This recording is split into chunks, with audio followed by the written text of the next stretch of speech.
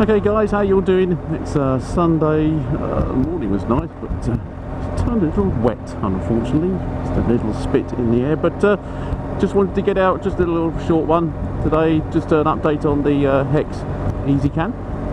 You remember my last little vlog I did, mentioned about it. It was on order, it was on its way, it was way to me from the States. So yeah, and I showed you where the lights were, of course. So anyway, it's arrived, it's all wired in, everything is working fine, so I thought I'd just come out and show you what I've done, where it is, my thoughts on it, plus points, minus points, yeah, just to give you a general overview. Seems like we've got all the Sunday drivers out this morning and they're all going the way I want to go. Look at this, here we go. So I'll just pop around the little local area, and what we'll do is I'll find a little place to stop. I'll get the old iPhone out and video on that, so it'll be a little bit more closer for you so you can see it. So just bear with me, I'll find a place to pull over and stop, and then we'll take a closer look.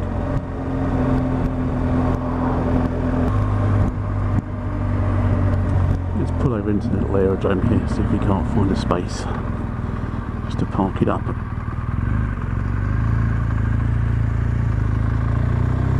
Nice and quiet, nobody's using this today I don't think. Let's stick it up here out of the way. Right, indicator off, neutral nearly. Let's park you up and get it sorted. Okay, let's start the old recording. Okay, so as you can see, the last time I said, I mentioned about the lights here. So they are now permanently stored, nothing changed there. The wiring is now done, and there's brackets there. A little bit of rubber in there to stop the vibration. First thoughts on the lights, they seem okay. I haven't actually used them in the dark yet, so that'll be the next thing. So what did I do? Two things. I rewired the horn, and obviously then wired the lights in to the HEXCAN. Okay, and all I'll do is I'll take the seats off, and you can have a look to see how I did that. Okay, so seats are off. Right, so where should we start? Okay, well, let's start with the wiring. Okay, so with this wiring here, took all the panels off, managed to find a little gap. Okay, and you can probably just see the wire coming out here. There it is. Just used some normal 2-gauge wire, fed it through. It was easier that way. As you can see, it comes through here, through this little gap, and then along here underneath and goes through. The other one was the same. So again, took all the paneling off, found the wire, came it through underneath here. You can probably see that's one of them there. There is also the horn, it coming out in the same place. Comes along for this lamp, cuts through across the other side, and then joins here, and then comes along where we need to go to the HEXCAN in the back. And then this wire here, this is the horn, so it's got direct connection up into a ezCAN. Not going to bother taking this off because I haven't got it with me, but this is the lead coming through here. Managed to feed it through, find a gap, it's just gone under here, and then straight to the positive and the negative, positive and the negative on there, with the fuse sitting on top. So, and again it's fed through into this bit. Simple connections, you've all seen that before. This is quite bulky because these braided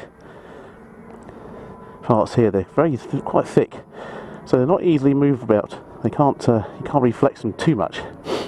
So yes, it looks a bit of a rat's nest in there because of the wiring. So we got the lights coming through here, coming into, and the splicer coming into one.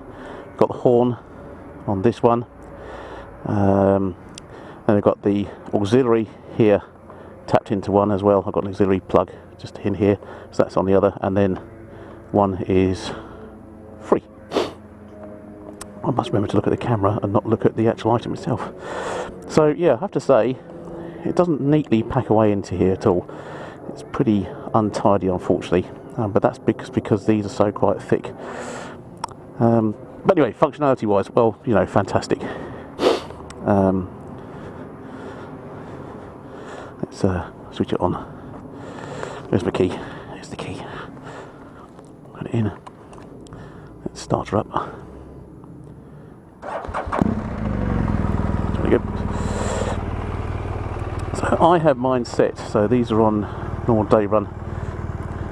20%, or 30% I think it is. Okay.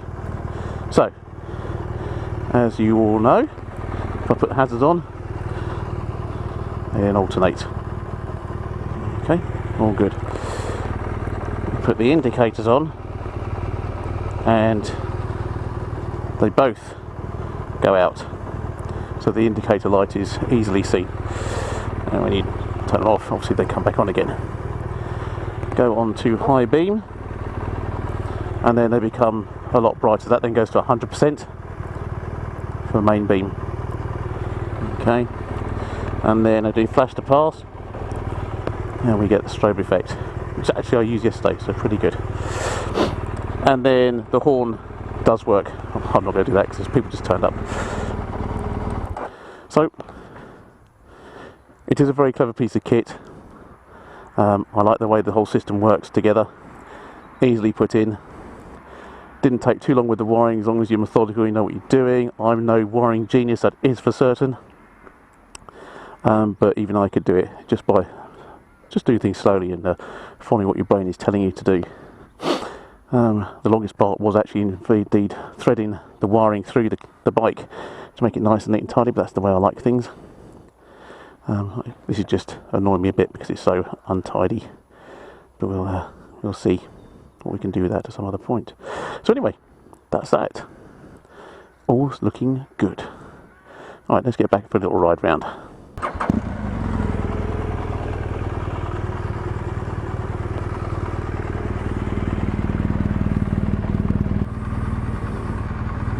Right, into the aerodrome we go. Gee. To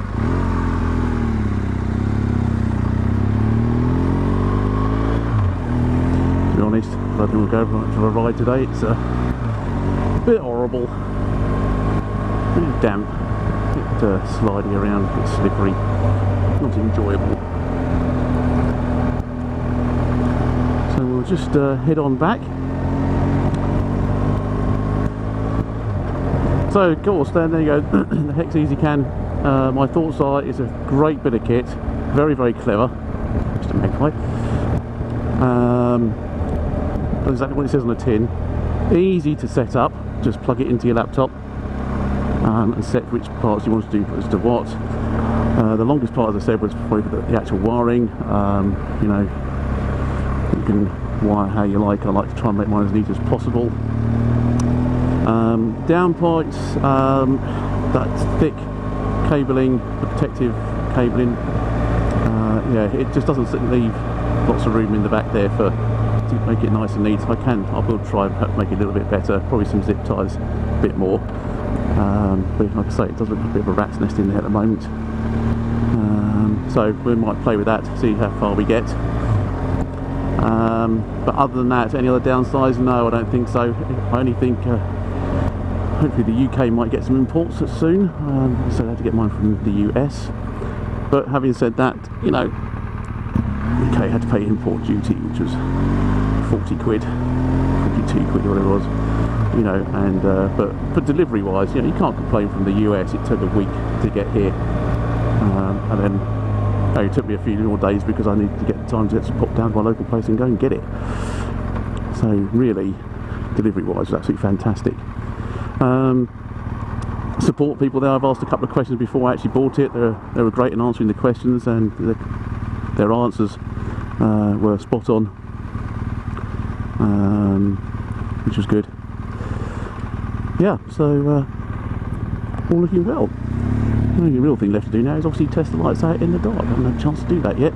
That might just be this evening maybe, and set it up, go against the garage to see how much brighter they are, or see if I need to angle them further down. I don't think I will do because they are angled down anyway, the lights.